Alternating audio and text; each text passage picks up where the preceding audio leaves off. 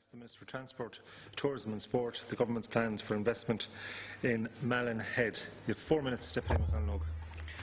And thank you for putting this issue on and allowing it before the Dáil at a particularly important time in relation to actually seeing development happen and proceed at Malin Head.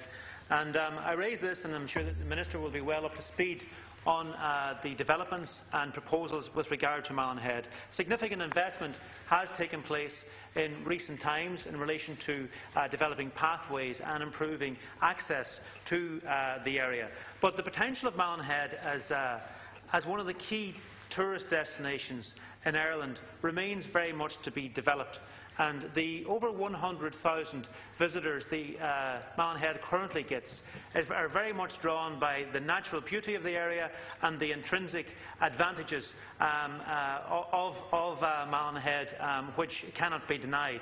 But it still very much has been left behind with regard to ensuring the type of investment is put there that would see Malin Head develop further and offer the type of tourist facilities that are required and the tourists indeed expect.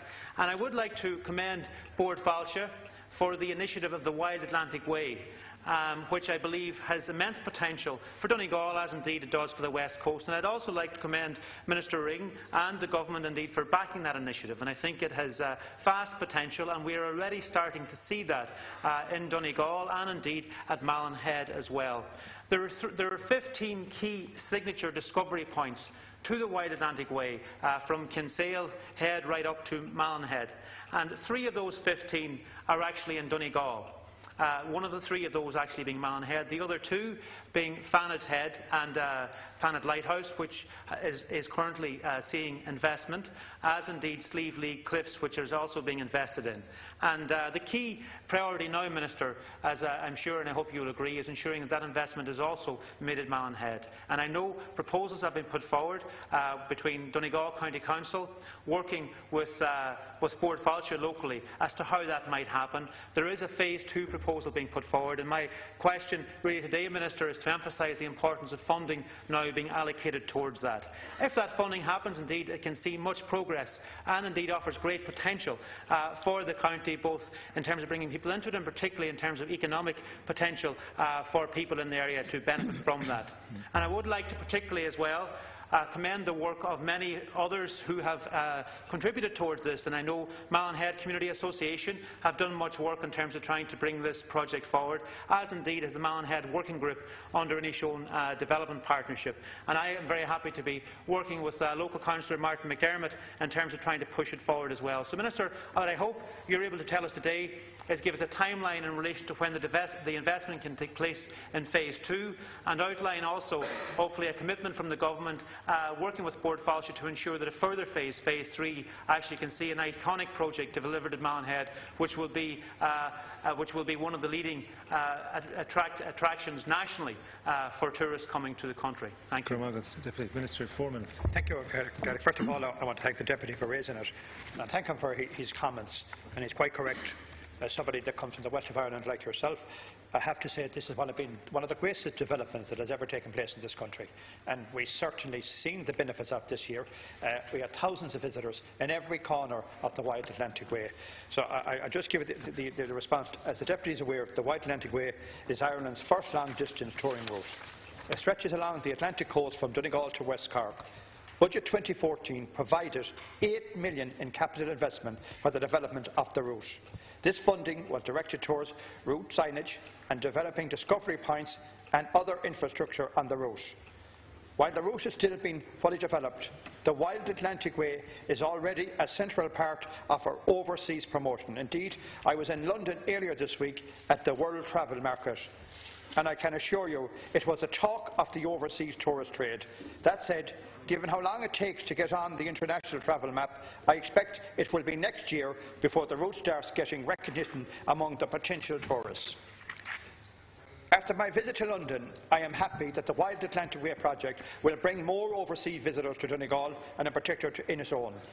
To help make this happen, Fáilte Ireland is working with tourism operators and local communities to help them get the most out of the Wild Atlantic Way. It held a number of community briefings along the route earlier this year. They outlined the benefits of the project and their long-term development plans. The briefings were very well attended all along the route by local tourism operators, stakeholders and community representatives. This year, Fáilte Ireland and Donegal County Council have completed the Wild Atlantic signage programme in the Innishowen area. It is also currently working with the Council on a programme of remedial works for the Wild Atlantic Way discovery points. There are 36 of these in Donegal, including 10 in Innishowen. This work will involve placing markers, information panels and upgrading the appearance of each point. I am also aware that a number of overseas tourism journalists have been brought to Innishowen in the last number of months, most notably the astronaut Chris Hadfield. This visit created worldwide coverage for Innishowen. Malin Head is a designated signature point on the Wild Atlantic Way and the key stop on the route. As you know well, Deputy, it is renowned for its rugged coast, attractive beaches and steeped in history and folklore. The area has something for all tastes, including walking, fishing, swimming and photograph. It is also close to Innishowen's splendid golf courses. In regard to capital funding, my department provides funding to Fáilte Ireland for investment in tourism projects such as the Wild Atlantic Way. However, it is not involved in the developing or managing these projects. The allocation of grant funding is a matter for the board of Fáilte Ireland. Therefore, I have no role in deciding funding allocations for projects such as Malin Head. However, I am aware that Fáilte Ireland is working closely with Donegal County Council on the development of Malin Head as part of the Wild Atlantic Way. The Council applied to Fáilte Ireland this year for funding of a public service centre and development of a car park area in Malin. The Fáilte Ireland Authority is expected to make a decision on this application shortly. 2 minutes, Deputy McConalogue. Thank you, Cahill. Thank you, Minister, for your response. And while I know you don't directly make the decision, Minister, I know that the funding does come from your department, and I'm sure you will emphasise following this debate as well the importance of Malin Head, which I know Board Fáilte very much recognise. And it is crucial because we don't have basic facilities at Malin Head yet, and tourists do come there expecting that. And I've no doubt when they're put in place we will see a continuation of the increase in tourist numbers which we have experienced to date. But timing is important in relation to this, because in order for the Phase 2 proposals, which will see public service areas and indeed new toilet facilities delivered to Malin Head, in order for that to be in place for next year's tourist season, it is important that the decision on funding is made in the next number of weeks. And as I say, I've commended Donegal County Council and Board Fáilte for the work they've put into this up until now, and I would emphasise the importance of following that through and actually seeing the funding delivered so that we can see those developments very much ready for the coming year.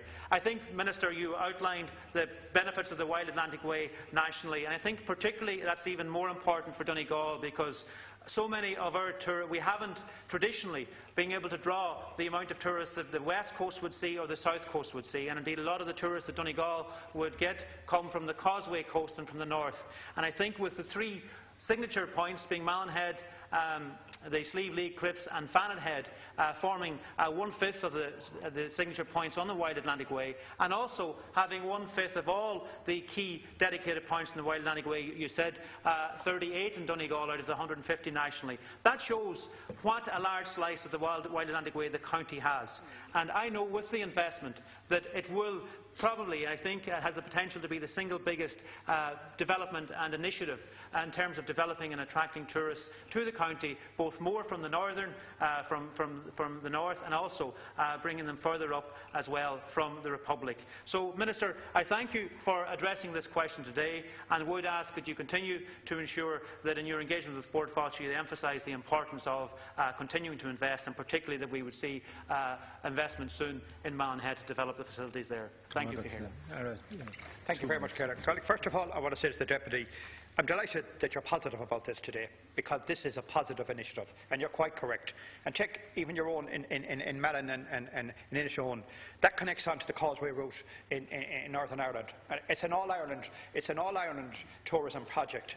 And it really means people coming into Ireland that can go north or south, and that's very important. But for the Wild Atlantic Way itself, first of all, what I want to see happening, I want to see all the signature points developed.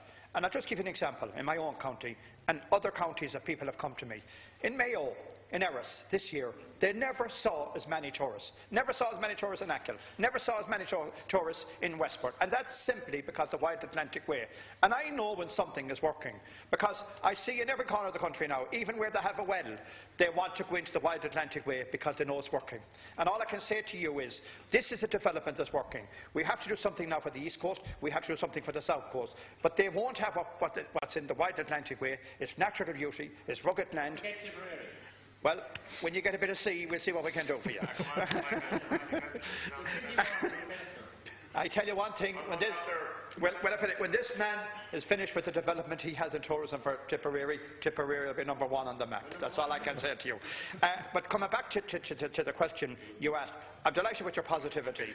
This is working. What we need now is to make sure that we get the funding from government, to make sure that we can develop this route the whole way. The 2,500 kilometres, we must develop the product. And I have to say, there's some exciting plans planned for Donegal and for Mayo, for Kerry, for Cork, and every place in the Wild Atlantic Way. It will take a few years. Last week, or not last week, yesterday, I was at the World Travel Fair in London. The amount of people that wanted to talk about the Wild Atlantic Way, the amount of people that are going to come next year from France, Germany and Europe, they just love it. They just can't get enough of it. This is a great development. It's a great development for the country, and what we need now is to develop it. And what we also need to do, and you have a role to play, I have a job, and every deputy that's on that route have a role to play. We must make sure that the local communities know what's happening in and around the Wild Atlantic Way, because it's not only the Wild Atlantic Way, it's the cottage industry that's going to build up around it. It's also going to be where people, you know, the hidden gems, and there's so many hidden gems in this country. Along the Wild Atlantic Way, people are now discovering areas that even people from their own county didn't realise the beauty that was in certain parts of their county because they hadn't been in these particular areas for years. This is exciting, it's good, and it's something that we need to develop to its full potential. It's good for the country, it's good for tourism, and it will bring the badly wanted numbers that we want coming into this country. This year alone, for the first 9 months of this year, we have a 9% increase in tourism numbers. Tourism is on the way up. I never thought the day would come that when I was in London this week, do you know what they were talking about? Not enough of capacity for Dublin. Did you think 3.5 years ago that we wouldn't have enough of capacity in Dublin? And that's the problems that we have now. We need more hotels in Dublin. We need more hotels, particularly in the country itself, and that's good.